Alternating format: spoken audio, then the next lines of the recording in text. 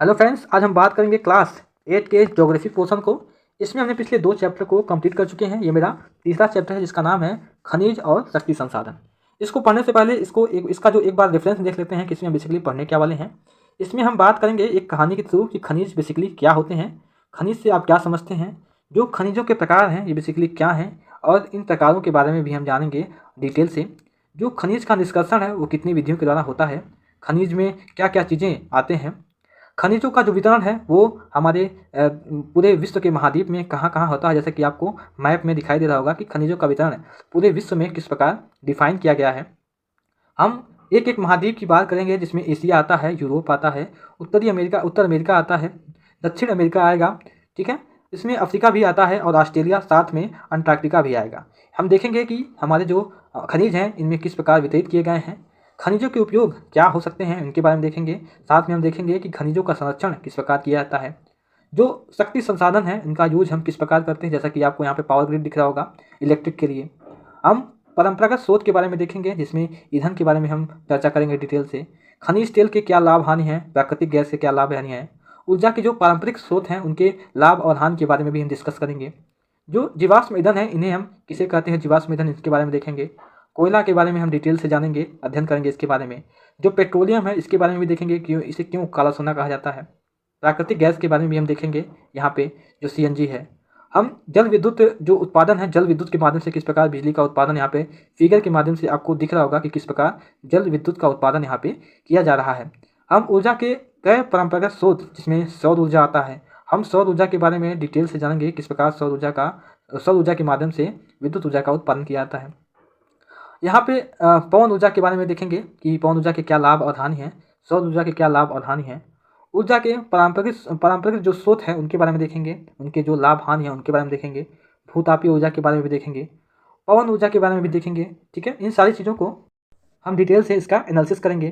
परमाणु ऊर्जा, बेसिकली सबसे ज़्यादा परमाणु ऊर्जा का उत्पादन किस देश में होता है, भारत में कौन सा स्थान है जहाँ परमाणु ऊर्जा का उत्पादन होता है। भूतापीय ऊर्जा क्या होते हैं, भारत में इनका कहाँ पे होता है। ये जो यहाँ का इसका एक परमाणु ऊर्जा का जो क्रियाकलाप है, किस प्रकार ऊर्जा का उत्पादन होता है, उनको हम देखेंगे, ठीक है। इनका डिटेल से हम इसको देखेंगे। जो यहाँ पे भूतापीय ऊर्जा का उत्पादन यहाँ पे किया जा रहा है, जो ज्वारीय ऊर्जा का उत्पादन किया जा रहा है, किस प्रकार उच्च ज्वार से निम्न ज्वार में जाने पर भी ऊर्जा का उत्पादन होता है, इनको हम डिटेल से एनालिसिस करेंगे, ठीक है। जो लास्ट में हम देखेंगे जो बायोगैस है, बायोगैस का हमारे जो एनर्जी सिस्टम है किस प्रकार यूज होता है, गांव में किस प्रकार यूज किया जाता है बायोगैस का यूज खाना बनाने और विद्युत उत्पादन में, इनका हम डिटेल से एनालिसिस करेंगे। और लास्ट में जो यहाँ पे क्वेश्चन आंसर दिए गए हैं, जो कि यहाँ पे जो मल्टीपल क्वेश्चन दिए गए हैं, जो कारण बताओ क्वेश्चन दिए गए हैं, इन सारे क्वेश्चंस को भी हम देखेंगे जैसा कि आपको दिखाई दे रहा है। अब आते हैं अपने टॉपिक पे। किरी सुकांत से मिलने धनबाद के निकट उसके पैतृक स्थान पर जा रही थी। किरी विशाल काले क्षेत्र को देखकर आश्चर्यचकित थी। सुकांत, वह स्थान इतना काला और धूल भरा क्यों है? उसने पूछा। यह कोयला खदान के निकट होने के कारण है। क्या आप वहाँ ट्रकों को देख रही हो? ये सभी खनिज कोयले को ले जा रहे हैं, सुकांत ने उत्तर दिया। वह पूछती है कि खनिज क्या है? सुकांत कहता है कि क्या आपने कभी नानबाई को बिस्कुट खाते हुए देखा है या बिस्कुट बनाते हुए देखा है? उसमें आटा, दूध, चीनी और कभी कभी अंडे को भी मिलाया जाता है। जब आप पके हुए बिस्कुट खाते हैं तो क्या आप इनके अवयवों को पृथक रूप से देख पाते हैं या देख सकते हैं? जिस प्रकार बिस्कुट में मिली हुई कई वस्तुओं को आप नहीं देख सकती हैं, उसी प्रकार इस पृथ्वी पर चट्टानों में कई पदार्थ मिले होते हैं जो खनिज कहलाते हैं, ऐसा उसने कहा। ये खनिज पृथ्वी की चट्टान पटी पर सभी जगह फैले हुए हैं। प्राकृतिक रूप से प्राप्त होने वाला पदार्थ जिसका निश्चित रासायनिक संगठन हो वह एक खनिज है। खनिज सभी स्थानों पर समान रूप से वितरित हैं। वे किसी विशेष क्षेत्र में या सेल समूह में संकेंद्रित हैं। कुछ खनिज ऐसे क्षेत्रों में पाए जाते हैं जो आसानी से अभिगम्य नहीं है, जैसे आर्कटिक महासागर, संस्तर या अंटार्कटिका। अभिगम्य मीन्स होता है कि जहाँ पे जा नहीं सकते हैं या जाने में परेशानी होती है, जो जहाँ का रास्ता काफ़ी कठिन होता है। खनिज विभिन्न प्रकार के भूवैज्ञानिक परिवेश में अलग अलग दशाओं में निर्मित होते हैं। वे बिना किसी मानवीय हस्तक्षेप के प्राकृतिक प्रक्रियाओं द्वारा निर्मित होते हैं। वे अपने भौतिक गुणों जैसे रंग, घनत्व, कठोरता और रासायनिक गुणों या विलेयता के आधार पर पहचाने जाते हैं। यहाँ पे जैसे एडिशनल फैक्ट दिया है कि आपके भोजन में नमक और आपकी पेंसिल में ग्रेफाइट जो है वो खनिज है, ठीक है। ग्रेफाइट क्या है? खनिज है। या भोजन में हम जो लोग नमक यूज करते हैं वो भी खनिज ही है। अब यहाँ नेक्स्ट में आती है कि खनिजों के प्रकार क्या हैं। तो पृथ्वी पर 3000 से अधिक विभिन्न खनिज हैं। संरचना के आधार पर खनिजों को मुख्यतः धात्विक और अधात्विक खनिजों में वर्गीकृत किया गया है। जैसा कि आपको दिखाई दे रहा है, खनिज के दो टाइप, धात्विक और अधात्विक। धात्विक में क्या आता है, लौह और अलौह है। अब यहाँ बात आती है कि धात्विक खनिज में कौन आते हैं। तो धात्विक खनिज में धातु जो है वो कच्चे रूप में होते हैं। धातु में कठोर पदार्थ हैं जो ऊष्मा और विद्युत को स्वचालित करती हैं और जिनमें द्युति यानी या चमक की विशेषता होती है। लौह अयस्क, बॉक्साइट, मैग्नीज अयस्क उनके कुछ उदाहरण हैं। धात्विक खनिज लौह या अलौह हो सकते हैं। लौह खनिज की बात करें तो ऐसे लौह अयस्क जिसमें जो मैग्नीज और क्रोमाइट में जिसे होता है उसमें लोहा पाया जाता है। यहाँ पे आपको दिखाई दे रहा होगा कि लौह खनिज जैसे लौह अयस्क, मैग्नीज और क्रोमाइट इसमें लोहा होता है और अलौह खनिज जो होता है उसमें लोहा नहीं मिलता है। किंतु कुछ अन्य धातु जैसे सोना, चांदी, तांबा या सीसा हो सकती है। अगर हम अधात्विक खनिज में धातु नहीं होती हैं बात करें उसकी, तो अधात्विक खनिजों में धातुएं नहीं होती हैं। चूना पत्थर, अभ्रक और जिप्सम इन खनिजों के उदाहरण हैं। खनिज ईंधन जैसे कोयला और पेट्रोलियम भी अधात्विक खनिज की में ही आते हैं। खनिजों को खनन, प्रवेधन या आखनन द्वारा निष्कर्षित किया जाता है या किया जा सकता है। यहाँ पे दिया हुआ है कि खनिजों का निष्कर्षण हम कैसे करते हैं। तो खनन के माध्यम से कर सकते हैं, प्रवेधन के माध्यम से कर सकते हैं, आखनन के माध्यम से कर सकते हैं। अगर हम खनन की बात करें तो यह दो तरह के होते हैं। पहला हो जाएगा विवृत खनन और दूसरा हो जाएगा कुपकी खनन। ठीक है। यहाँ पे बात आती है कि पृथ्वी की सतह के अंदर दबी शैलों से खनिजों को बाहर निकालने की प्रक्रिया जो है वो खनन कहलाती है। खनिज जो कम गहराई में स्थिति में होते हैं वे पृष्ठीय स्तर को हटाकर निकाले जाते हैं, जिन्हें हम विवृत खनन कहते हैं। गहन वेधन जिन्हें हम कूपक कहते हैं अधिक गहराई में होती हैं और खनिज निक्षेप तक पहुंचने के लिए इन्हें बनाए जाते हैं, जिसे हम कुपकी खनन कहते हैं।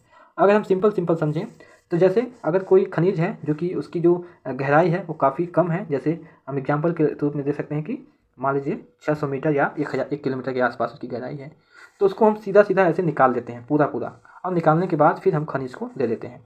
लेकिन वही खनिज अगर काफ़ी 1000 किलोमीटर या 200, 400, 500 किलोमीटर अंदर है तो उसको हम एक ड्रिल के माध्यम से छेद करते हैं, उसके बाद से उसको हम निकाल लेते हैं। जैसा कि आपको यहाँ पे फिगर में दिख रहा होगा कि तेल का जो निष्कर्षण है यहाँ पे किया जा रहा है समुद्र के अंदर से। ठीक है। प्राकृतिक गैस धरातल के बहुत नीचे पाए जाते हैं। उन्हें बाहर निकालने के लिए गहन कूपों की खुदाई की जाती है, उन्हें हम प्रवेधन कहते हैं। सतह के निकट स्थित खनिजों को जिस प्रक्रिया द्वारा आसानी से खोद कर निकाला जाता है उन्हें हम आखनन कहते हैं। इसको आगे बढ़ने से पहले यहाँ पे जो एडिशनल फैक्ट दिया हुआ है उसको देख लेते हैं। वो क्या है, यहाँ पे दिया है सेल जो है खनिज अवयवों के अनिश्चित संगठन वाले एक या एक से अधिक खनिजों का एक समूह है। सेल जिसमें खनिजों का खनन किया जाता है उन्हें हम अयस्क कहते हैं। यद्यप 2800 से अधिक खनिजों की पहचान की गई है, जिनमें से केवल लगभग 100 अयस्क खनिज समझे जाते हैं। अब यहाँ बात आती है कि खनिजों का वितरण कैसे है। खनिज विभिन्न प्रकार की सेलों में पाए जाते हैं। कुछ अग्नेय सेल में पाए जाते हैं तो कुछ कायांत्रित सेल में, जबकि कुछ अवसादी सेल में पाए जाते हैं। हमने सेलों के बारे में क्लास 6 वाले में डिटेल से एनालिसिस का किया हुआ है, आप जाके देख सकते हैं। धातु खनिज अग्नेय और कायांत्रित सेल समूह जिनमें विशाल पठारों का निर्माण होता है वहाँ पे पाए जाते हैं। उत्तरी स्वीडन में लौह अयस्क, ओंटारियो जो कि कनाडा में है, तांबे और निकेल के निक्षेप। दक्षिण अफ्रीका में लोहा, निकेल, क्रोमाइड और प्लेटिनियम ये अग्नेय और कायांत्रित सेलों में पाए जाने वाले खनिजों के उदाहरण हैं। मैदानों और नवीन वरित पर्वतों के अवसादी सेल समूहों में धात्विक खनिज जैसे चूना पत्थर पाए जाते हैं। फ्रांस के काकेकस वहाँ पे पर्वत है, काकेकस प्रदेश के चूना पत्थर निक्षेप। जॉर्जिया और यूक्रेन में मैग्नीज निक्षेप। अल्जीरिया के फास्फेट संस्तर इसमें कुछ उदाहरण हैं। खनिज ईंधन जैसे कोयला और पेट्रोलियम भी अवसादी स्तरों में ही पाए जाते हैं। यहाँ पर विश्व में जो लोहे, तांबे और बॉक्साइट का जो वितरण है वो विश्व स्तर पर किस प्रकार फैला हुआ है एरियाज के हिसाब से, जैसा कि यहाँ पे आपको दिख रहा होगा। ये हिंद महासागर में यानी कि भारतीय तट में जो यहाँ पे दिया गया है ये वाला एरिया मिडिल का, वहाँ पे लोहे और तांबे का, बॉक्साइट का वहाँ पे खदान यहाँ पे मिलता है। यहाँ पर भी आपको दिख रहा होगा चाइनीज एरिया में यानी कि चाइना में। यहाँ पे आपको अमेरिका में दिख रहा होगा, यहाँ दक्षिणी अमेरिका में दिख रहा होगा, यहाँ अफ्रीका में दिख रहा होगा और यहाँ पे ऑस्ट्रेलिया में दिख रहा होगा।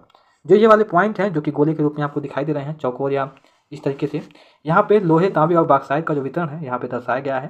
ठीक है। जैसा कि आपको यहाँ पे दिख रहा होगा कि जो इंडिकेशन है कुछ इस तरीके से है। लोहे का जो इंडिकेशन है इस तरह से है, तांबे का इस तरह से दर्शाया गया है और बॉक्साइट का इस तरह से। ठीक है, अब आते हैं इसमें एशिया में कहाँ मिलता है। चीन और भारत के पास विशाल लौह अयस्क निक्षेप हैं। यह महाद्वीप विश्व का आधे से अधिक टीन उत्पादन करता है। चीन, मलेशिया और इंडोनेशिया विश्व के अग्रणी टीन जो है उत्पादक हैं। चीन जो है वो सीसा, एंटीमनी और टंगस्टन के उत्पादन में अग्रणी है। एशिया में मैग्नीज, बॉक्साइट, निकेल, जस्ता और तांबा के निक्षेप भी यहाँ पे मिलते हैं। यहाँ पे जो एडिशनल फैक्ट दिया गया है वो क्या है कि स्विट्जरलैंड में कोई ज्ञात खनिज निक्षेप नहीं है। ठीक है, अब आते हैं यूरोप की तरफ। यूरोप जो है विश्व में लौह अयस्क का अग्रणी उत्पादक है। रूस, यूक्रेन, स्वीडन और फ्रांस लौह अयस्क के विशाल निक्षेप वाले देश हैं। तांबा, सीसा, मैग्नीज, जस्ता और निकेल खनिज के निक्षेप पूर्वी यूरोप और यूरोपीय के जो देश है जो कि रूस, वहाँ पे मिलता है। ठीक है, अब आते हैं अपने उत्तरी अमेरिका की तरफ। यहाँ पे बात किया है कि उत्तरी अमेरिका में खनिज निक्षेप 3 क्षेत्रों में अवस्थित हैं। कौन कौन? ग्रेट लेक के उत्तर में जो कनाडियन शिल्ड प्रदेश है और अपलेशियन प्रदेश और पश्चिम की पर्वत श्रृंखलाएं वहाँ पर इस प्रकार, जैसे कि यहाँ पे इंडिकेशन दिया गया है आपको, ये उत्तरी अमेरिका है। यहाँ पे जो ये वाला एरिया है, ये वाला, यहाँ पे खनिज जो निक्षेप यहाँ पे मिलते हैं। ठीक है, और यहाँ पे बात किया है कि लौह अयस्क, निकेल, सोना, यूरेनियम, तांबा, ये सब कनाडियन में यहाँ पे मिलता है। ठीक है, कनाडियन वाला जो पोर्शन है वो कहाँ है? वो इतना वाला जो इधर का एरिया है वो कनाडियन है, ये वाला यूएस से है। क्लियर है?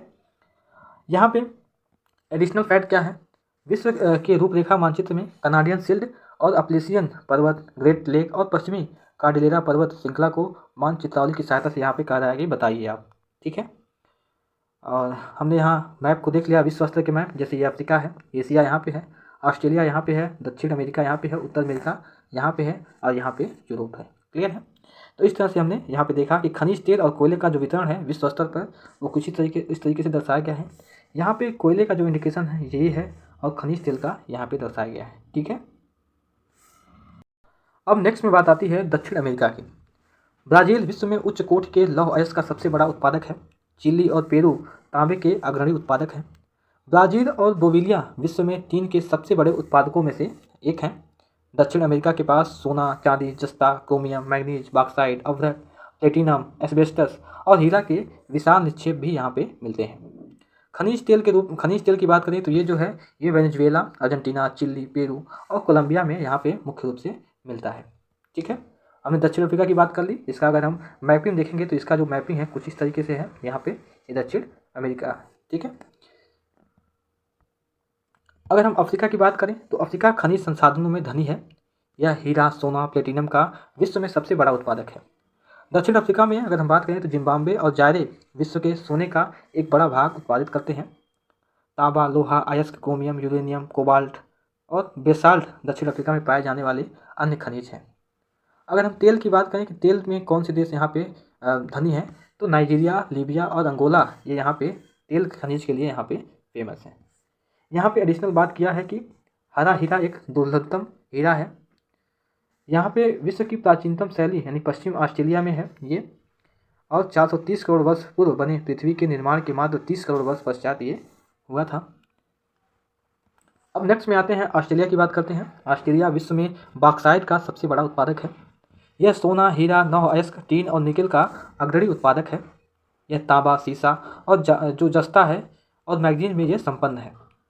पश्चिमी ऑस्ट्रेलिया के कालगोल्ली और कुलगार्डी क्षेत्रों में सोने के सबसे बड़े निक्षेप यहाँ पे मिलते हैं। अब यहाँ नेक्स्ट में आता है अंटार्कटिका। विभिन्न खनिज निक्षेपों पूर्वानुमानों से कुछ संभवतः विशालतम के लिए यानी कि विशाल के लिए अंटार्कटिका का भूविज्ञान पर्याप्त रूप से सुप्रसिद्ध है।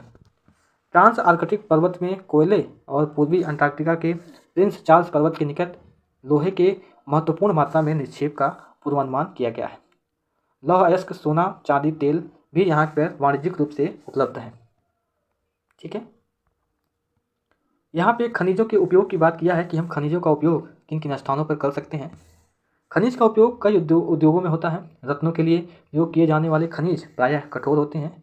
इन्हें आभूषण बनाने के लिए विभिन्न शैलियों में जड़ा जाता है।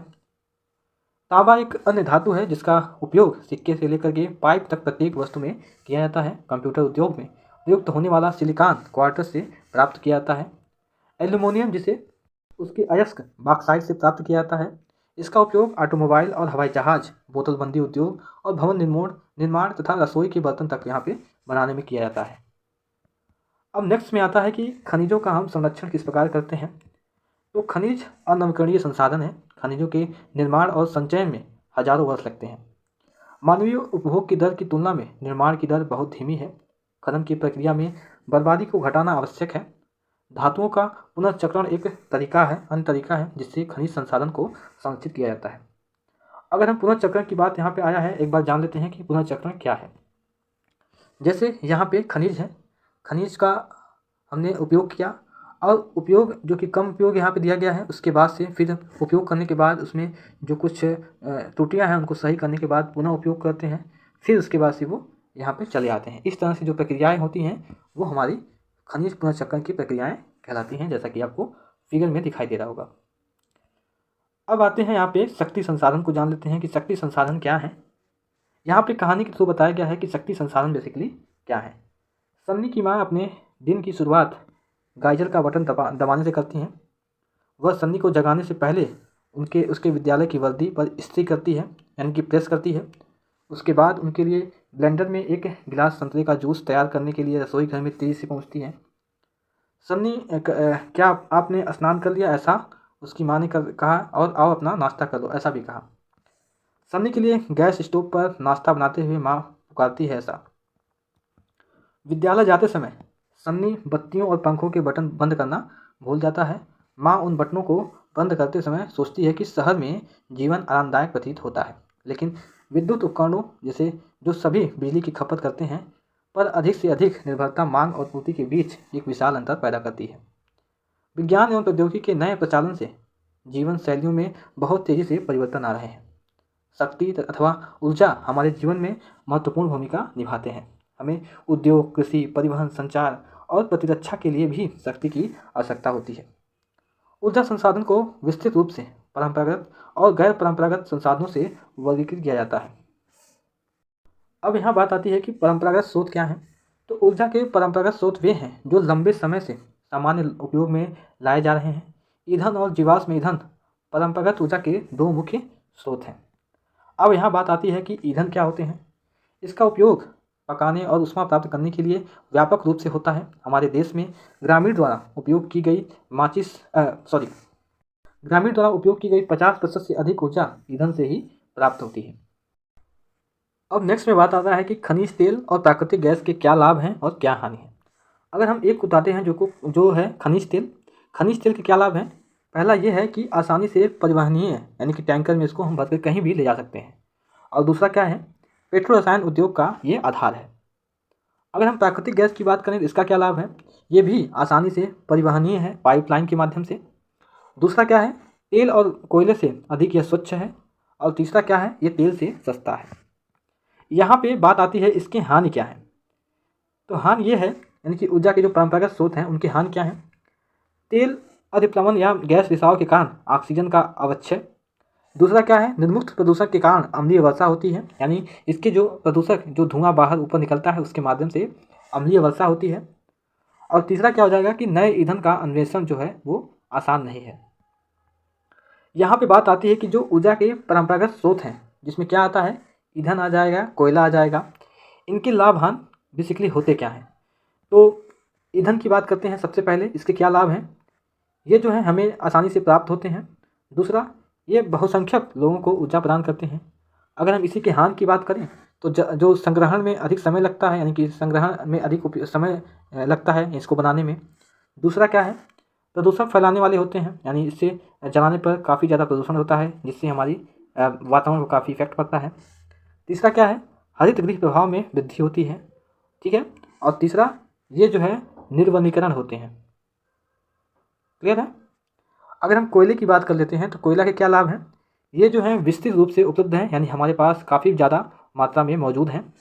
दूसरा क्या है, विद्युत रूपांतरण के लिए ये उपयुक्त हैं, यानी इसके माध्यम से हम उसका ऊष्मा का भी उत्सर्जन कर सकते हैं, इसके माध्यम से हम बिजली भी बना सकते हैं, ठीक है। ये सब इसके फ़ायदे हैं। अगर हम इसके हानि की बात करें, ये प्रदूषण का सबसे ज़्यादा ये प्रदूषण उत्पन्न करता है। इसके धुएँ काफ़ी जो है वो हानिकारक होते हैं, काले धुएँ। और दूसरा क्या है, परिवहन के लिए भारी, यानी इसको एक स्थान से दूसरे स्थान तक ट्रांसपोर्टेशन जो सिस्टम है उसके माध्यम से इसमें काफ़ी खर्च आता है। क्लियर है। और यहाँ आता है जल विद्युत। इसके क्या लाभ हैं, क्या हानि है। जो जल विद्युत है इसके लाभ की बात करें तो इसमें आता है सबसे पहला क्या है कि ये प्रदूषण मुक्त होता है। दूसरा क्या है, सिंचाई और मत्स्यन को भी यह लाभ पहुँचाता है, ये बढ़ावा देता है लाभ के साथ साथ। और तीसरा ये है कि ये सस्ता है। ठीक है, अगर हम हानि की बात करें तो स्थानीय समुदायों का विस्थापन सबसे पहला हो जाएगा। दूसरा क्या है, निम्न क्षेत्रों का जल प्लावन। और तीसरा है, स्थापित करने में काफ़ी खर्चा आता है इसको। ठीक है, और अगर हम एडिशनल इसमें जोड़ना चाहें तो ये कि पानी जो है वो हर जगह मौजूद नहीं रहता है और न ही हर मौसम में मौजूद रहता है। तो इससे जो विद्युत उत्पादन है, विद्युत उत्पादन जो है वो हमें हमेशा विद्युत का हमको यूज पड़ता है। इसलिए यदि पानी हमें स्थायी रूप से नहीं मिलेगा तो वहाँ पे विद्युत का जो उत्पादन है वो नहीं हो पाएगा। तो इसलिए भी ये हानि के रूप में इसको जाना जाता है। क्लियर है। यहाँ पे बात आती है कि यहाँ पे फिगर आपको दिख रहा है कि एक महिला है उत्तर पूर्व भारत में जो ईंधन के लिए लकड़ियों को ले जा रही है, आपको फिगर में दिखाई दे रहा होगा। ठीक है, इन सारी चीज़ों को जो हमने बताया ये ऊर्जा के परंपरागत स्रोत हैं। क्लियर है। अब यहाँ बात आती है कि पौधे और जानवर के अवशेष जो लाखों वर्षों तक धरती के अंदर दबे रहते हैं और ताप और दाब के प्रभाव से जीवाश्म ईंधनों में परिवर्तित हो जाते हैं। जीवाश्म ईंधन जैसे कोयला, पेट्रोल, प्राकृतिक गैस ये परंपरागत ऊर्जा के मुख्य स्रोत हैं। इन खनिजों के भंडार सीमित हैं। विश्व की बढ़ती जनसंख्या जिस दर से इसका उपयोग कर रही है वह इसके निर्माण की दर से कहीं अधिक है, इसलिए ये शीघ्र ही समाप्त होने वाले हैं। ठीक है।